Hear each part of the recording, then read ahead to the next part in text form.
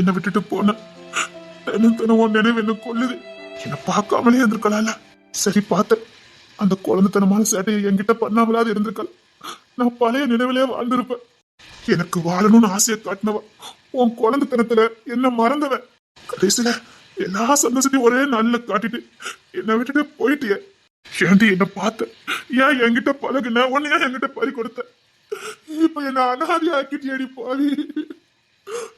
தினம் உன் நினைவு என்ன கொல்லுது, தூங்க முடியல. வா அழகி, என் பக்கத்துல வா. உன் நினைவு என்ன கொல்லுது, இந்த தனிமை என்ன கொல்லுது. சரி போனல, நீ கூட்டிட்டே போயிருக்கல, எனக்கு இந்த சித்திரவதை வேண்டாம்ல. இதுல கூட நீ சுயநலமா இருந்திருக்கல, என்ன தனியா தடுக்கி விட்டுட்டு போயிட்டல்ல. வாடி என் பக்கத்துல வா, உன்னை பார்க்காம பைத்தியம் பிடிக்குது. ஆமா, நிஜத்துலதான் வரவே மாட்டேங்கிறிய. நான் உங்க பக்கத்துல தான் இருக்கேன். அத தெரியுமா, எப்பவும் பக்கத்துல தானே இருக்க. இல்லங்க, நான் உங்க பக்கத்துல தான் இருக்கேன். நீங்க பாக்குற தூரத்துல தான் இருக்க. வேணா சந்தேகம் இருந்தா என்ன வந்து பாருங்க. இங்க நான் உங்க பக்கத்துல தாங்க இருக்கேன். என்ன கஷ்டப்படுத்தாத அழகி, இதுக்கு மேல என்னால தாங்க முடியாது. நிஜத்துல வரட்டாலும் இப்படி என் கற்பனையில தினம் வர, அதையும் கடுத்துறாத விடு. ஐயோ, இது கற்பனை இல்ல, நிஜமாவே நான் உங்க பக்கத்துல தான் இருக்கேன். உங்களுக்கு ரொம்ப பக்கத்துல இருக்கேன். என்ன வந்து பாருங்க. என் கஷ்டத்தெல்லாம் நான் உங்ககிட்ட சொல்லணும். எனக்கு என்ன நடந்ததுன்னு நான் உங்ககிட்ட சொல்லணும். அழகி அழகி, உங்க பக்கத்துல தாங்க நான் இருக்கேன். வாங்குங்க, என்ன பாருங்க. அழகி அழகி அழகி, கனவா இது? ஆனா நிஜமாவே அழகி பேசுன மாதிரி இருந்தது. பக்கத்துல இருக்கேன்னு சொன்னாலே, ஏன் அப்படி இருந்தது? இத பார்க்க கனவு மாதிரி தெரியலையே. பக்கத்துலதான் இருக்க பாருங்கன்னு சொல்லி கதறினால அவன் மனசு வேதனையில துடிச்சது. இது கனவு இல்ல, இது கனவு இல்ல. அழகி, நீ ஆத்மா சாந்தி அடையாம இருக்கியா, இல்ல ஏதாவது அதிசயம் நடந்து நீ ஊசலாட இருக்கியா? உன் மனசு இப்ப வேதனையில துடிக்கிறது மட்டும் எனக்கு தெரியுது. அழகி, நீ வேதனையில இருக்கியா? உன் மனசு என்ன தேடுதா? ஐயோ, பைத்தியமே பிடிக்கிற மாதிரி இருக்குதே. அழகி, உனக்கு என்ன தாண்டி நடந்தது? இது கனவு இல்ல, இல்ல இது கனவே இல்ல. அவன் மனசு வேதனையில இருக்கா, என்ன தேடலாம். அழகி என்ன தேடலாம், என்ன பார்க்கணும்னு துடிக்கிறான். என்னங்க, எனக்கு உங்களை பார்க்கணும் போல இருக்குங்க. எனக்கு உங்களை பார்க்கணும் போல இருக்குது. நாளுக்கு நாள் அதிகமா உங்களை தேடுது. உங்களை பார்க்காம என்னால இருக்க முடியல. அந்த குறும்புத்தனமான சேட்டை, உங்க குறும்புத்தனமான பார்வை, எனக்கு உங்களை பார்க்கணும் போல இருக்கு. நீங்க என்ன பார்த்தாலும் நான் உங்களுக்கு சொந்தமாக முடியாதுல்ல செல்வா. எனக்கு உங்களை பார்க்கணும் போல இருக்கு செல்வா. செல்வாவும் அழகியும் பக்கத்துல தான் இருக்காங்க. ஆனா ஒருத்தருக்கு ஒருத்தர் இன்னும் பார்க்கல. செல்வா இங்க வந்திருக்கிற விஷயம் அழகிக்கு தெரிஞ்சா ஏதாவது பண்ணிக்குவாளா, இல்ல பிள்ளை தூக்கிட்டு எங்கேயாவது போயிருவாளா? இல்ல, என்ன ஆனாலும் சரி, இது ஒரு சரியான சந்தர்ப்பம். அழகியும் செல்வாவும் சேர்க்கறதுக்கு கடவுளா கொடுத்த ஒரு வாய்ப்பு. இதை நான் தவற விட மாட்டேன். அழகி, செல்வா இங்க இருக்கு தெரிஞ்சாதானே நீ தப்பிச்சு போவ. செல்வாவை உன்னை நான் பார்க்க வைக்கிறேன். ஆனா அழகிதான் பல விஷயத்தை நம்ம கிட்ட இருந்து மறைக்கிறாளே. எதுக்கு செல்வாவை பார்த்து அழகி பயந்து ஒதுங்கி போறா? அப்படி என்னதான் நடந்தது? ஏன் செல்வாவை பார்க்க மாட்டேங்கிறா? இந்த ரூம்ல செல்வா படுத்திருக்காரு, இந்த ரூம்ல அழகி படுத்திருக்கா. ஆனா ஒருத்தருக்கு ஒருத்தர் பார்க்கல. இது கொஞ்சம் வினோதமா இல்ல? உசுருக்கு ரெண்டு பேரும் காதலிச்சவங்க, நம்பிக்கையில ஒண்ணு சேர்ந்தவங்க. ஆனா செல்வா அழகி இறந்து போயிட்டா நினைச்சுக்கிட்டு இருக்கா. அவ உசுரோட அவன் புள்ளையோட வாழ்ந்துட்டு இருக்கான்னு செல்வாக்கு தெரிஞ்சா செத்து போயிட்டான்னு நினைச்சுக்கிட்டு இருக்கா. அவ ஒரு குழந்தையோட வாழ்ந்துட்டு இருக்கான்னு செல்வாக்கு தெரிஞ்சா உண்மையிலே அழகி சொன்ன மாதிரி அவன் நம்பாம போயிட்டா. அது எப்படி முடியும்னு அவன் சந்தேகப்பட்டுட்டா. அதனாலதான் அழகி பயப்படுதாளா? இல்ல, அது காரணமா இருக்காது. செல்வா அழகிய முழுசா நம்புவான், இது காரணமா இருக்காது. அப்ப எங்க விசாரிக்கணுமோ அங்க விசாரிச்சாதான் உண்மை கிடைக்கும். அவங்க அம்மாவும் அவங்க அண்ணியும் தான் ஏதோ பண்ணிருக்காங்க. அதான் இவ வாழ்க்கையை வெறுத்து இங்க வந்து இருக்கா. ஆனா ஊருக்குள்ள எதுக்கு அழகி செத்துட்டான்னு சொல்லணும்? பெஸ்ட் ஃப்ரெண்ட் என்கிட்டே மறைக்கிறானா? அவளுக்கு பெருசா என்னமோ நடந்திருக்கு, அவ அதை மறக்கணும்னு நினைக்கிறா. ஆனா விதி செல்வா கிட்டே செல்வா புள்ள. சூப்பர் இல்ல? ஆனா ஒன்னலமா யாருக்குமே வரக்கூடாதுடி. நீ அவன் நினைப்புல நெருப்பா கொதிக்கிற. அவன் ஒன்ன தவிர வேற ஏறெடுத்து பார்க்க மாட்டேன்னு 5 வருஷம் உன் கூட கற்பனையில வாழ்ந்துகிட்டு இருக்கா. இந்த புனிதமான காதலுக்குள்ள யார் தான் வந்ததே? யார் தான் உங்க காதல பிரிச்சதே?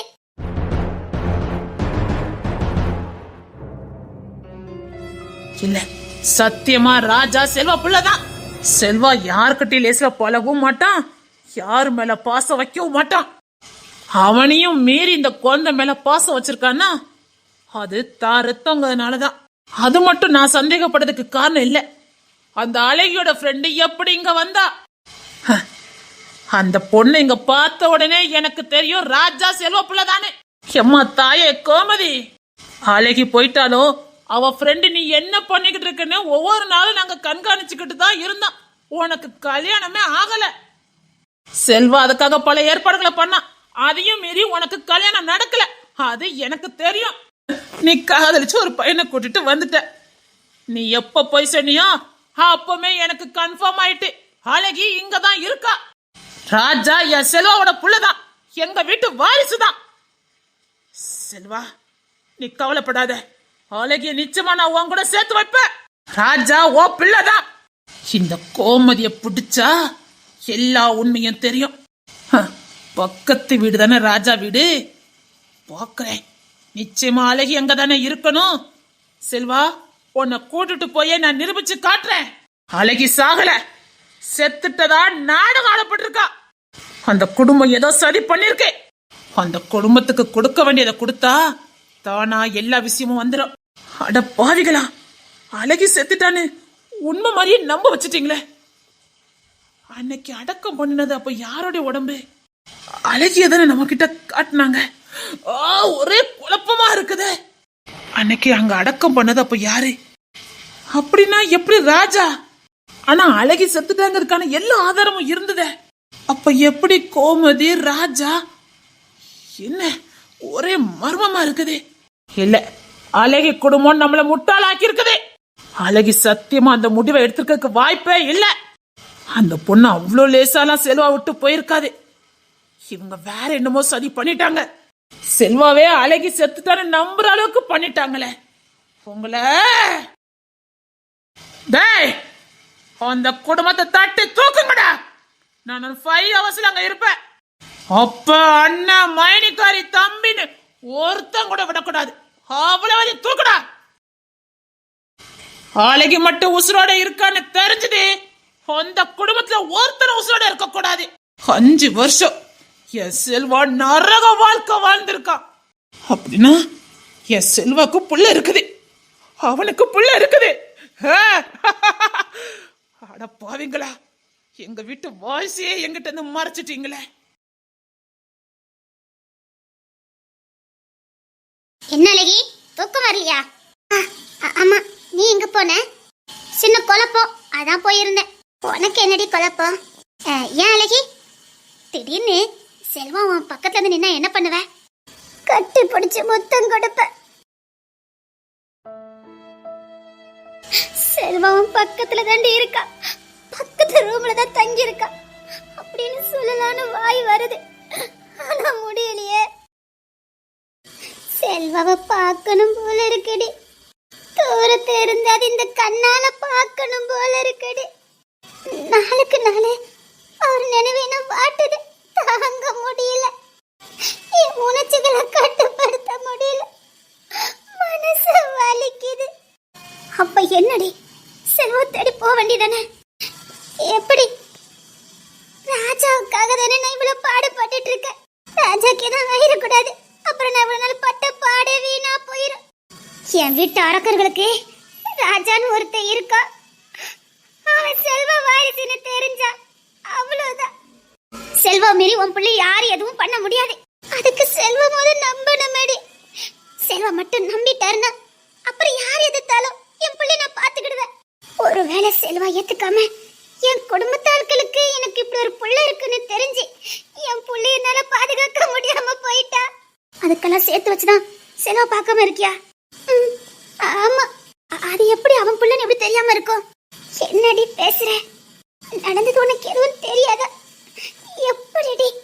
செல்வா நம்புவாண்டி. வீடி எங்க அன்னிக்காரி ரூபத்துல எங்க வாழ்க்கையில விளையாடிட்டு அன்னைக்கு அந்த சம்பவம் மட்டும் நடக்காம இருந்திருந்தா செல்வ வைப்பவாது வாழ்ந்திருப்பான்னு தோணுது.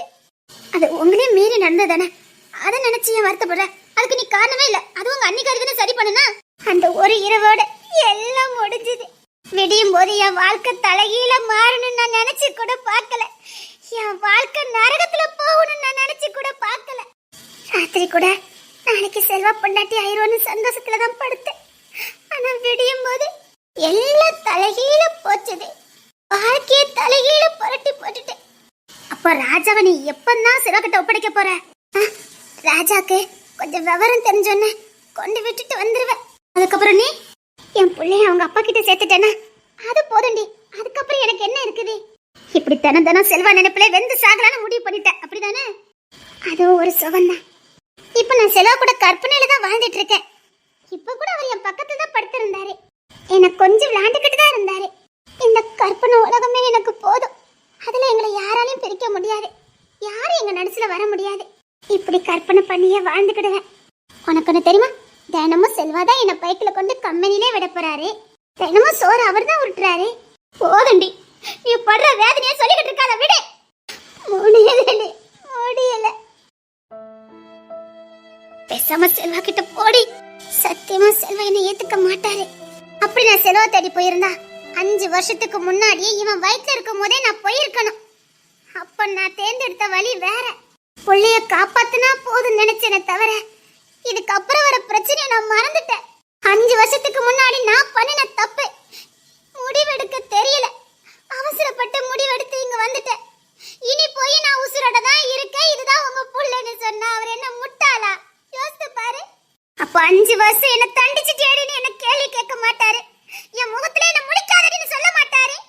காதலா இருக்கதே பகையா மாறிடுண்டி. என்ன வெறுத்துருவாரு. இப்போ என்ன அவர் மனைவியா நினைச்சுக்கிட்டு இருக்காரு. என் கூட கற்பனையில வாழ்ந்துட்டு இருக்காரு.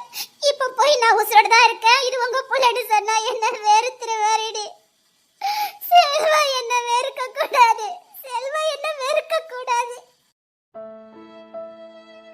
செல்வா என்ன வெறுக்காதனால தாண்டி நான் உசுரோட இருக்கேன். செல்வா மட்டும் என்ன வெறுத்துட்டான்னு நான் செத்தா போயிருவேன். செல்வா உன்னை வெறுக்க மாட்டான். நான் அவருக்கு தண்டனை கொடுத்துருக்கேன், அதை மறந்துடாத. நான் உசுரோட இருக்கேங்கிறத மறைச்சிருக்கேன். அவர் புள்ள இருக்குன்னு அதை மறைச்சிருக்கேன். அவரை தனிமையில 5 வருஷம் போட்டிருக்கேன். எந்த மனுஷனோட கடவுள் கூட மன்னிக்க மாட்டாரு. இந்த உலகத்துல ஒரு மனுஷன் படக்கூடாத அத்தனை வேதனைகளையும் நான் ஒருத்தியே செல்வாவுக்கு கொடுத்துட்டேன்டி. கொடியதுல எது கொடியது தெரியுமா? இளமையில மனைவியை இழப்பது. நான் உசுரோட இருந்தோம் நான் செத்துட்டேன்னு நம்ப வச்சுட்டேன். நான் உசுரோட இருந்தோம் அவர் தனிமையில வாழ்ந்தாரு. எனக்காடி என் புள்ள துணைக்கு இருந்தா. அந்த மனுஷனுக்கு யாரடி இருந்தா? அவர் பெட்ல வந்து படுத்துன்னு தூங்கி இருப்பாரு. அந்த பஞ்சு மத்த முள்ளா குத்தி இருக்குண்டி. என் நினைவுகள் அவர் இதயத்தை அரிச்சிருக்கும். எப்படி புலவா துடிச்சிருப்பாரு. 5 வருஷம் எவ்வளவு வேதனைப்பட்டிருப்பாரு. அத ஒரே நொல்ல போய் நான் உசுரோட தான் இருக்கேன், இது உங்க புள்ள, என்ன சேர்த்துக்கிடுங்க அப்படின்னு சொன்னா உலகத்திலே மோசமான பெண்ணுனா அது நானா தான் இருக்க முடியும். நீ சொல்றதெல்லாம் சரிதான். ஒருவேளை உன்னை அறியாமலே ஏதோ ஒரு சந்தர்ப்பத்துல நீ செல்வா பார்த்துட்டனா, உன்னை அறியாமலே பார்த்துட்டனா நான் இல்லைன்னு ப்ரூவ் பண்ணுவேன். அழகி செத்தது செத்ததாவே இருக்கட்டும், நான் அழகி இல்லைன்னு அவரை நம்ப வைப்பேன். ராஜாவே சொல்லு. ஜெராக்ஸ் படுத்து கிடக்குமா? செல்வாவோட ஜெராக்ஸ். நீ அழகி இல்லைன்னு ப்ரூவ் பண்ணிடுவ. இந்த படுத்து கிடக்க அவன் ஜெராக்ஸ், அதை எப்படி மூடி மறைப்ப? நீ ஒரு தப்பு பண்ணிட்ட. செல்வா மாதிரி பத்திருக்க கூடாது. ஒன்ன மாதிரி பத்திருந்தா கூட அதையும் ப்ரூவ் பண்ணிருக்கலாம். ஆனா நீ தப்பு பண்ணிட்ட பாத்தியா? செல்வாவே மாதிரி பத்தி வச்சிருக்க. சொல்லு, நான் கேட்டதுக்கு பதில் சொல்லு. நீ வேற ஒருத்தின்னு சொல்லி ப்ரூவ் பண்ணிடுவ. ராஜாவை அவர் கண்ணிலே பட விட மாட்டேன். இல்ல ராஜா என் புள்ள இல்லைன்னு சொல்லிடுவேன். அட பாதவத்தி, ஏன் அப்படி பாக்குற? சத்தியமா சொல்றேன்டி, உன்னை செல்வா கூடி சீக்கிரத்துல பாப்பான். பாரு, அந்த மாதிரிலாம் பேசாத. சத்தியமா சொல்றேன், உன்னை செல்வா சீக்கிரம் பாப்பான். இல்ல இப்படி பேசாத, எனக்கு கோவம் வரும். உனக்கு கோவம் வந்தாலும் நான் சொல்றதா உண்மை. செல்வா உன்னை பாப்பா பாப்பா பாப்பா. இல்ல அது முடியாது. நான் எங்கேயா இருக்கேன், அவர் எங்கேயா இருக்காரு. அவ எங்கேயா இல்ல,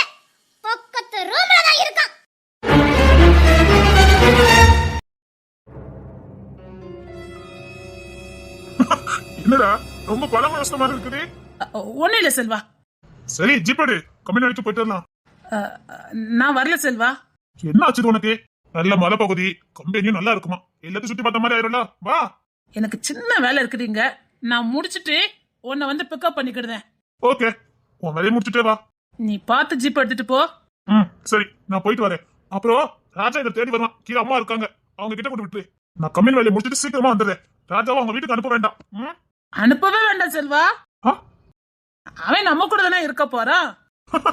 ஆமா ஆமா, அவன் நம்ம கூட தான் இருக்க போறான். அவன் நம்ம கூட தான் இருக்க போறான். இன்னைக்கு உனக்கு என்னமா ஆச்சுது. சரி, நான் கிளம்புறேன். ராஜா பத்திரம், புரியுதா? அத நான் பாத்துக்கிறேன், நீ கிளம்பு. சீக்கிரம் பிக்கப் பண்ணாரு. ஓகே, நீ கிளம்பு. என்னாச்சு உனக்கு? நீ நேரத்துல இருந்தே ஒரு மாதிரி தான் இருக்க. ஓகே, வேலையை முடிச்சுட்டே வா. வேலையை முடிச்சுட்டே வாரே செல்வா. ஓ அழகி உசுரோட தான் இருக்கா. நீ தூக்கி கொஞ்சம் விளையாண்டுட்டு இருக்கிய, அந்த ராஜா ஓன் பிள்ளைதான். அந்த கோமதி இங்க பார்க்காத வரைக்கும் எனக்கு சந்தேகமே வரல. எப்ப கோமதி இங்கதான் பார்த்தேன், ராஜாவை இங்கதான் பார்த்தனா, அப்பமே எனக்கு உறுதியா தெரியும் அழகி இங்கதான் இருக்கா. அழகிக்கு எதுவும் ஆகல, உசுரோட தான் இருக்கணும்.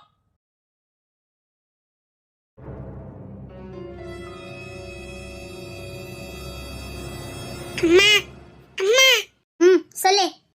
நான் ஹோட்டலுக்கு போட்டாமா, நான் பார்த்துட்டு சீக்கிரம் வந்துருவேம்மா. நேத்து மாதிரி ரொம்ப நேரம் ஆக்க மாட்டேம்மா, சீக்கிரம் போயிட்டு வந்துருவேம்மா. நான் போட்டேம்மா. அம்மா ஸ்ட்ரிக்டா உன்னை வெளியிலே அனுப்ப கூடாதுன்னு சொல்லிட்டு போயிருக்கா. ப்ளீஸ் அம்மா, நான் பார்த்துட்டு வந்துருவேம்மா. அங்க மகாராணிலாம் வந்திருக்காங்கம்மா, நான் பார்த்துட்டு வந்துருவேம்மா. அம்மா ப்ளீஸ் அம்மா, கொஞ்ச நேரம் தாம்மா. ராஜா, இப்பெல்லாம் கெஞ்சிட்டு இருக்க கூடாது. அதான் அம்மா சொல்றேன், போக கூடாதுன்னு. அம்மா அம்மா ஸ்ட்ரிக்ட்டா சொல்லிட்டு போயிருக்கா, உன்னை வீட்டை விட்டு அனுப்ப கூடாதுன்னு. மீறி உன்னை அனுப்ப முடியாது. நாம வேணா அங்க கம்பெனில போய் அம்மா கிட்ட கேட்டுட்டு வருவோமா? அம்மா இன்னைக்கு அந்த கம்பெனிக்கு போகல, ஏதோ தூரமா ஏதோ பெரிய ஃபேக்டரிக்கு போயிருக்கலாம். அம்மா அங்க இல்ல. இல்லதான் நீ கெஞ்சின கெஞ்சிக்கு அங்க கூட்டு போயிருப்பானே. அப்பா இன்னைக்கு மகாராணிய பார்க்க முடியாதம்மா. மகாராணிய பாக்குறது என்ன, அந்த மகாராணி கூட உன்னை சேர்க்கிறேன். வீட்டுக்குள்ள யாரு? கொஞ்சம் வெளியில வர்றது. யாரு தெரியலையம்மா. சரி, நீ உள்ளே இரு, நான் போய் பார்த்துட்டு வரேன். நான் வேணா பார்க்கட்டுமா அம்மா? நீ உள்ளே இரு, அம்மா போய் பார்த்துட்டு வரேன். நான் இப்படி குடி போன அப்புறம் நீ அப்படி குடி ஓடி போன. இல்லம்மா, இந்த கட்டிலே தான் இருக்கணும் சொல்லிட்டேன். சரிங்கம்மா. அப்பா அவங்க எனக்கு என்ன பார்க்க முடியாதா? யார? எனக்கு அவங்கள ரொம்ப பிடிக்கும், அவங்களுக்கு என்ன ரொம்ப பிடிக்கும். அதான் அவங்கள பார்க்க போறேன்னு. சரிம்மா, நான் பாவலம்மா, எனக்கு அவங்கள பார்க்கணும் போல இருக்கு. அவங்க எனக்கு வேணும்.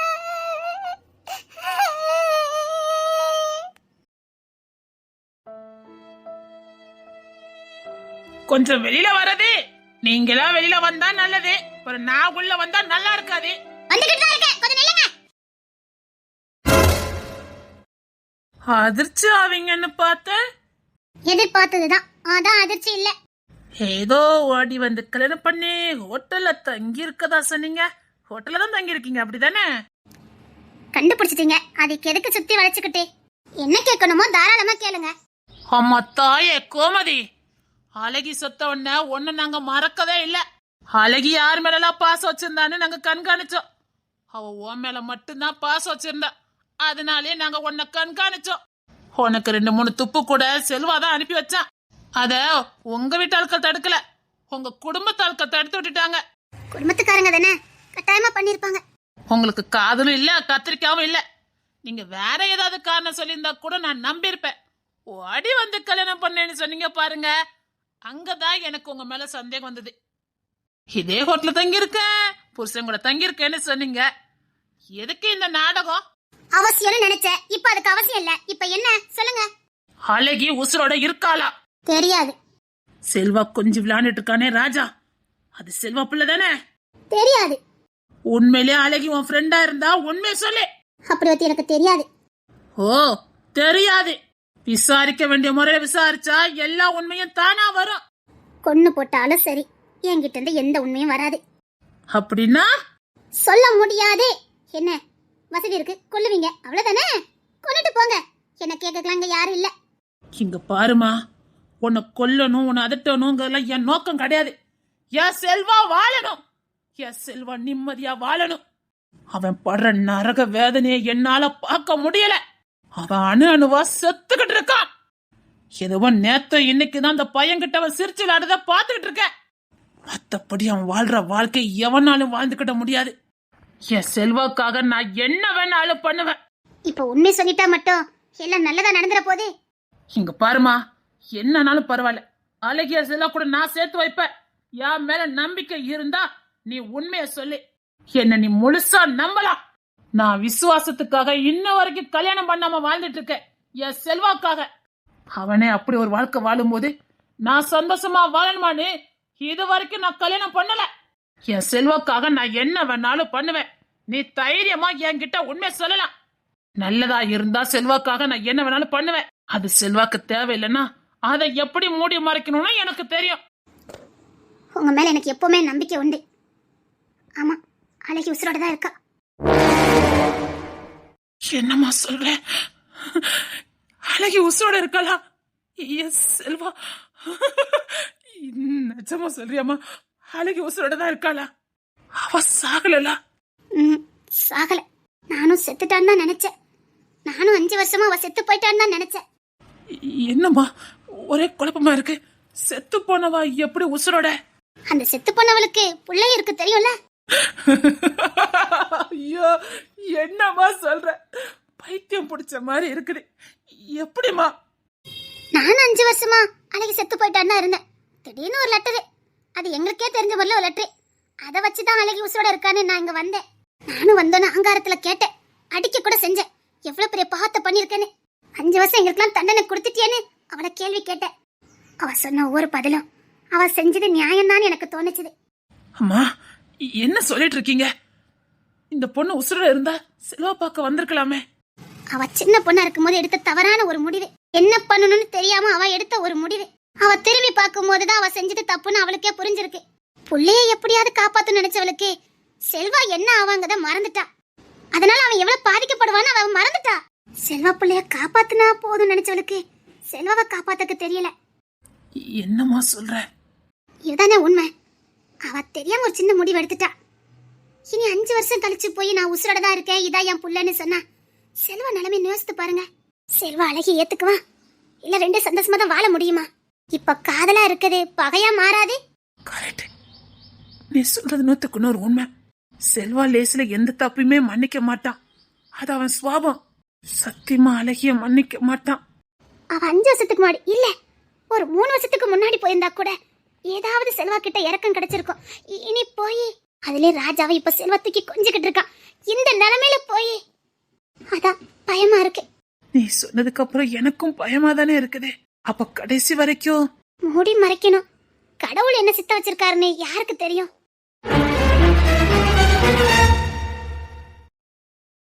இதுல இருக்க சரக்குலாம் ஆல்ரெடி நாங்க சேல் பண்ணியாச்சு. நீங்க இப்ப வாங்கிருக்க கம்பெனில இது வராது உங்களுக்கு. அதே எப்படி அக்ரிமெண்ட்ல எல்லாமே சேர்த்து தானே அக்ரிமெண்ட் பண்ணிருக்குது? இல்ல, நீங்க டீட்டெயில் நல்லா படிங்க. நல்லா படிச்ச போய் தான் சொல்லிக்கிட்டு இருக்கேன். இந்த மாலு எனக்கு வந்து ஆகணும். அது எப்படி முடியும்? நாங்க ஆல்ரெடி இத சேல் பண்ணியாச்சு. இதுக்கான அட்வான்ஸ் நாங்க வாங்கிட்டோம். இப்போ போய் நாங்க திருப்பி சரக்கு கொடுக்கலனா அது உங்க ப்ராப்ளம். அதுக்கு நான் எதுவும் பண்ண முடியாது.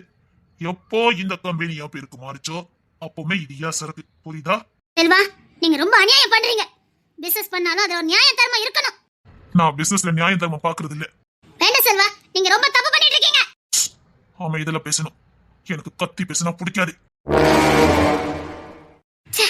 நான் எத்தனையோ வேலை பார்த்திருக்கேன். இவனை மாதிரி ஒரு ஆணமும் திமிரும் பிடிச்சவனை நான் எங்கேயுமே பார்த்ததில்ல. இந்த சரக்கு ஏன் கணக்குல வந்து ஆகணும். முடியாது. நான் ஒண்ணும் பண்ண முடியாது. செல்வா, நீங்க தப்பு பண்றீங்க.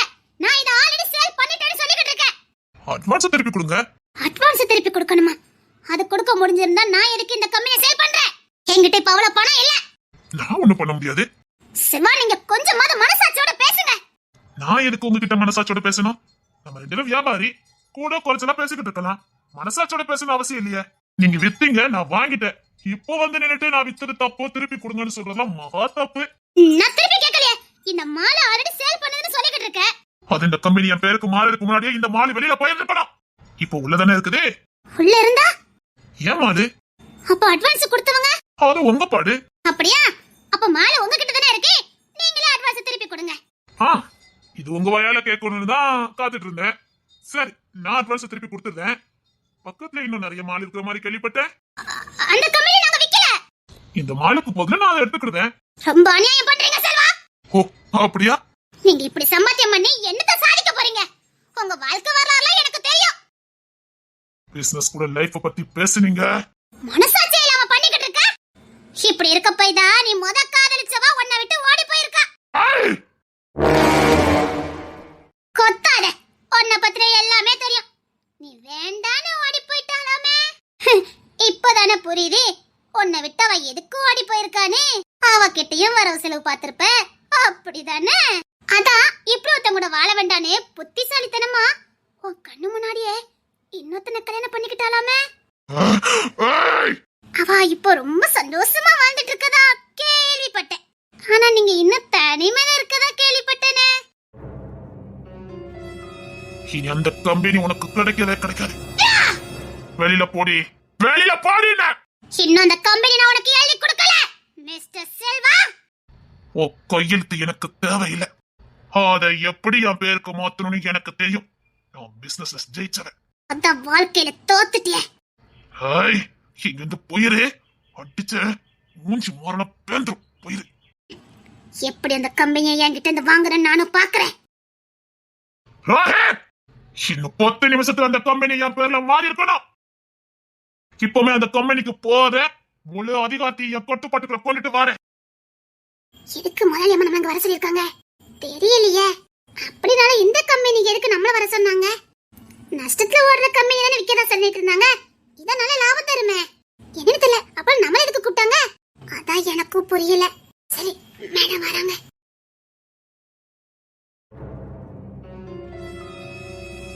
மேடம், இப்ப இந்த கம்பெனிக்கு ஒத்த ஆணவம் பிடிச்சவன், திமிரு பிடிச்சவன், ஆண் வர்க்கத்துக்கு கேவலமானவன், ஒரு ஈனப்பறவை இந்த கம்பெனிக்கு இப்ப வருவான். யார் மேடம்? அதான் சொல்றேன், ஆண் வர்க்கத்துக்கே கேவலமானவன். உலகத்துல உள்ள ஒட்டுமொத்த திமிரும் அவங்கிட்ட தான் இருக்குது. ஆணவம் பிடிச்சவன், அழகா இருக்குங்கிற திமிரு, போன திமிரு, ராஜ வம்சங்கிற ஆணவம். ராஜ வம்சமா? இங்க வந்து நினைக்கிட்டு இது ஏன் கம்பெனி தான், இனி நீங்க எல்லாம் ஏன் கட்டுப்பாட்டுக்குள்ள தான் இருக்கணும்னு சொல்லுவான். நாங்க என்ன மேடம் பண்ணணும்? நீங்க என்ன பண்ணுவீங்களோ ஏது பண்ணுவீங்களோ அவன் உள்ள வரக்கூடாது. எல்லா தொழிலாளர்களையும் ஒண்ணா கூட்டுங்க. அவன் உள்ள வரக்கூடாதுன்னு ஸ்ட்ரைக் பண்ணுங்க. நீ உள்ள வந்தா நாங்க யாரும் இங்க வேலை பார்க்க மாட்டோம்னு நீங்க ஸ்ட்ரைக் பண்றீங்க. அண்டர்ஸ்டாண்ட்? Okay madam. அவன் காலடி கூட இதுல படக்கூடாது. இங்க வேலை பார்க்குற வாட்ச்மேன் வரைக்கும் எல்லாரும் போராட்டம் பண்ணணும். வெளியில போ, வெளியில போன்னு போராட்டம் பண்ணணும். அவனை உள்ளேயே விடக்கூடாது, புரியுதா? அப்படி நீங்க செஞ்சீங்கன்னா உங்களுக்கு என்ன பண்ணணும்னு எனக்கு தெரியும். அது வந்து சேரும். அண்டர்ஸ்டாண்ட்? Okay madam. அழகி, நீ அக்கௌண்ட்ஸா இருக்கணுமா வேண்டாமா? கட்டாயமா இருக்கணும் மேடம். உன் புள்ள எதிர்காலம் இதுல தான் இருக்கு, பாத்துக்க. நீ எந்த அளவுக்கு போராட்டம் பண்றியோ அந்த அளவுக்கு தான் நீங்க வேலை பார்க்க முடியும். அவன் இத அபகரிக்கிறதுக்கு வந்துட்டு இருக்கான். எல்லாரும் சேர்ந்து போராட்டம் பண்ணி அவனை அடிச்சு துரத்துங்க. கையில கிடைக்கதாச்சு அவனை அடிச்சு விரட்டுங்க. அவன் இங்க வந்து உசுரோட போக கூடாது. அவன் மீறி செத்தா அதுக்கான கேஸ நான் பாத்துக்கிடுவேன். அவனை அடிச்சு அவமானப்படுத்தி இங்க இருந்து அனுப்புங்க, புரியுதா? புரியுது மேடம். எல்லாருக்கும் ஃபைன் பா பண்ணுங்க, போங்க. அதுக்கு அவசியமே இல்ல. உங்க பிளான் என்கிட்ட பலிக்காது. ஆல்ரெடி நான் உள்ள வந்துட்டேன்.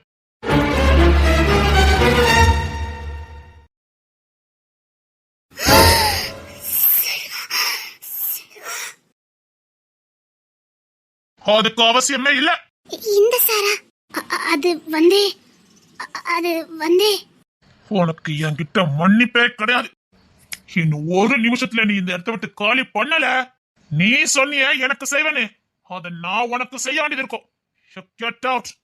அது வந்து வெளியில போன்னு சொன்ன. அது வெளியில பாடின்னு சொன்ன. Idiot. Good morning sir. அட நீங்களா? ராஜா நைட் நல்லா தூங்குறானா? அது வந்து ராஜாவை காலையில பாத்துட்டு வந்து நினைச்சேன். அவன் தான் எப்படி 7-8 மணி வரைக்கும் தூங்குவானே, அதான் அதுக்குள்ள இந்த வேலையை முடிச்சு போலான்னு வந்தேன். இனி போனா ராஜா தான் பார்க்க போறேன். வீட்டுல தானே இருக்கான்? அவன் வீட்டுல தான் இருப்பான். கூட யாரோ இருக்காங்கன்னு சொன்னா? நான் சொல்ல வரத கேளுங்களேன். சொல்லுங்க. ராஜாக்கு என்ன? அப்புறம் நானும் உங்ககிட்ட பேசணும்னு நினைச்சேன். எப்போ உங்களை பார்த்து பேசாம இருந்தேன். அப்புறம் நீங்க இங்க வேலை பார்த்ததெல்லாம் போதும். ஏன் சொல்றதை கேளுங்க. நீங்களும் ராஜாவும் எங்க கூட வந்துருங்க. ராஜாவை நான் நல்லபடியா பாத்துக்கிறேன், நல்லா படிக்க வைக்கிறேன். அவ என் கூடயே வளரட்டும். உங்களுக்கான பாதுகாப்பை நான் ஏற்படுத்தி கொடுக்குறேன். சார் நீங்க தப்பா பண்ணிட்டு இருக்கீங்க. எது தப்பா பேசிட்டேன்னா? ஐயோ, உங்களுக்கு பாதுகாப்பு கொடுக்குறேன்னா தப்பா இல்ல. உங்களுக்கு அங்க ஏதாவது பிசினஸ் பண்ணி கொடுக்குறேன், நீங்க அதை வச்சு பொழைச்சுக்கோங்க. ராஜா மட்டும் சார் அவன் என் புள்ள இல்ல சார். எனக்கு இன்னும் கல்யாணமே ஆகல. என்ன சொல்றீங்க? நீங்க நேத்தே ராஜா கிட்ட அவங்க அம்மா போறாங்கன்னு சொன்னீங்க. அப்பவே சொல்லணும்னு தான் நினைச்சேன். நீங்க தானே ராஜாவோட அம்மா? நான் சொன்னேனா சார் உங்ககிட்ட ராஜாவோட அம்மானே? நீங்க தானே நேத்து ராஜா பார்க்க வந்தீங்க. ராஜா பார்க்க வந்தா ராஜாவோட அம்மா இருமா? வேலை பார்க்க இடத்துல அவ அம்மா காரி தான் என்ன போய் பார்த்துட்டு வான்னு சொன்னா. அதனால வந்தேன். அவ அம்மா காரி இந்த மேனேஜர் எங்கேயுமே விட மாட்டான். வந்தா வேலையிலே தான் இருக்கணும். அதனால பிள்ளை பாசத்துல என்ன போய் பார்த்துட்டு சொன்னா. ராஜா உங்ககிட்ட இருந்தா முன்ன பின்ன தெரியாத ஆளு. தான் பிள்ளை எப்படி நம்பி விட முடியும்? அதான் போய் ஒரு எட்டு பார்த்துட்டு வான்னு சொன்னா. அதான் நான் என் வண்டி எடுத்துட்டு வந்தேன். நீங்க என்ன நேத்துல இருந்து ராஜா என் புள்ளனே பேசிட்டு இருக்கீங்க. இன்னும் நிக்கல. இவதான் ராஜா அம்மா. யாரு? இவ என்ன அடிக்கடி காணாம போயிருதா? இங்க தானே நின்னா? இங்க தானே நின்னுகிட்டு இருந்தா? நேத்து அப்படிதான் சொல்லும்போது திரும்பி உங்களை ஆள காணோம். இன்னைக்கு போயிட்டா?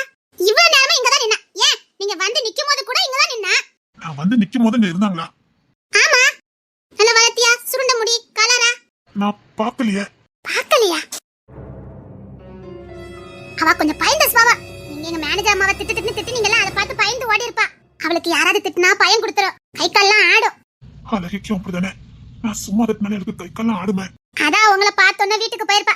அதுக்கானே நாங்க ரொம்ப தூரத்துக்கு வந்திருக்கோம். அன்னைக்கு நீங்க எங்களை பாத்தீங்களே, அங்கதான் வேலை பார்க்கும். எங்க மேடம் தான் எங்களை வர சொல்லி இருந்தாங்க. அவளுக்கு அவ பிள்ளைதான் உலகம். அவளால பிள்ளைய பார்க்காம இருக்க முடியாது. நீங்க எங்க முதலாம திட்டிட்டு இருந்தீங்களா?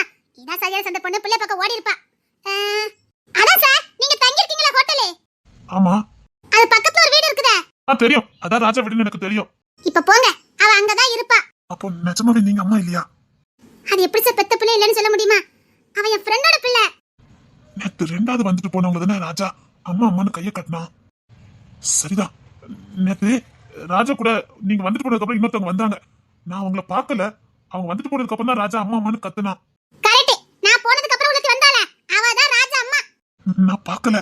உலகத்திலே அவளை பார்க்காம இருக்க முதல்ல நீங்களா தான் இருக்கணும். என்ன? ஒண்ணு இல்ல. அவ நல்லா வயித்து வெட்டுமா இருப்பாளே, அதை எப்படி பார்க்காம வந்திருப்பீங்க? இல்ல, நான் பார்க்கல. அவ வீட்ல இருப்பா. அவகிட்ட போய் பெர்மிஷன் கேளுங்க சார். அவளுக்கும் யாருமே கிடையாது. அவ பிள்ளை படிப்புக்கு யாராவது உதவுதாங்கன்னா கண்டிப்பா சரின்னு தான் சொல்லுவா. அப்ப ராஜாவுக்கு யாருமே கிடையாதா? அவ ஒரு அனாதை சார். அவளுக்கு அவ ஹஸ்பண்ட் கிடையாது. அது தனியா தான் வாழ்ந்துகிட்டு இருக்கா. அப்படியா? அப்போ ராஜா அரசன் அதெல்லாம் சொல்றானே, அரசன்கிறது அவன் ஹஸ்பண்ட் இல்லையா? அவங்க ஹஸ்பண்ட் தான். ராஜா சரியா தான் சொல்லிருக்கான். என்ன குழப்பறீங்க? ஆமா சார், ராஜாக்கு அப்பா அரசன் தான். அவங்க ராஜ பரம்பரை. ராஜா அப்பா ஆமா அரசன் தான். ஜமீன்தாருன்னு சொல்லுவாங்களாம். அவங்களுக்கு தெக்க ஏதோ ஒரு ஊர் பேர் சொன்னா எனக்கு தெரியல. நான் பிறந்து வந்தெல்லாம் ஊட்டி தான். அதனால எனக்கு அங்கெல்லாம் தெரியாது. தெக்க தான் ஏதோ அரமனைக்கு சொந்தக்காரங்கன்னு சொன்னா. என்ன சொல்லிக்கிட்டு இருக்காங்க இங்க? நீங்க கரெக்டா தானே பேசுறீங்க? ஏன் சார் நீங்க என் முதலாளிங்கனால தான் சார் எல்லாத்தையும் சொல்லிக்கிட்டு இருக்கேன். இதே வேற ஒருத்தனா அவளை பத்தி நான் பேசவே மாட்டேன். தெக்க அரச குடும்பம்னா எனக்கு சத்தியமா தெரியாது. ராஜாவோட அப்பா ஒரு பெரிய பிசினஸ்மேன். அது மட்டும் இல்ல, அவங்க அரச குடும்பத்தை சேர்ந்தவங்க. அவங்க அம்மா பேர் ஏதோ சொல்லுவாளே, மகாராணின்னு சொல்லுவா. என்ன சொன்னீங்க? மகாராணின்னு சொல்லுவா. வேற ஏதாவது? வேற வேற ஏதாவது?